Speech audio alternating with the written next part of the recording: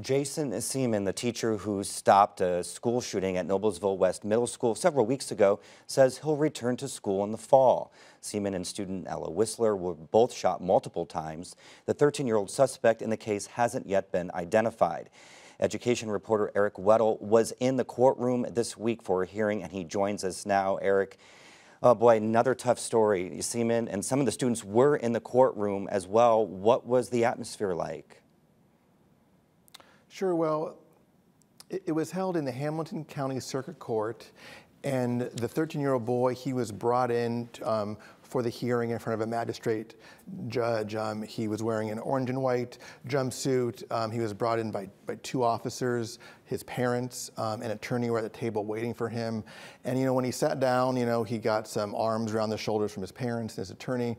And basically, he just sat there and listened to the magistrate for the 17-minute hearing. It was very short. He answered yes and no. He was very stoic, showed no emotion throughout it, spoke very clearly. And his parents were the same. They did not show much emotion as they listened to all of what he is accused of doing.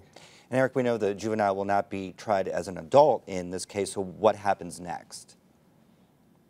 Right. So in Indiana, due to his age of being 13, the charges that he would have be against if he was 14, such as attempted murder, he will not be facing those. Instead, the judge is going to hold what's called a fact-finding hearing on June 25th and June 26th is the current schedule. And the judge will hear basically what the accusations are, and he'll determine if he is found to be a delinquent.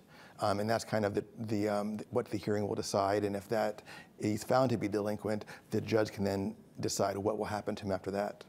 Jason Seaman is being hailed as a hero for tackling that student shooter. Do you know anything about how he's recovering in that incident? Well, I have not spoken to him directly, but he has been out in the community a lot. Just in the days after the shooting, the Monday after the shooting, he held a press conference. He has been going out around Noblesville. He seems to be doing well. He seems to be walking well and talking about his experience to some people.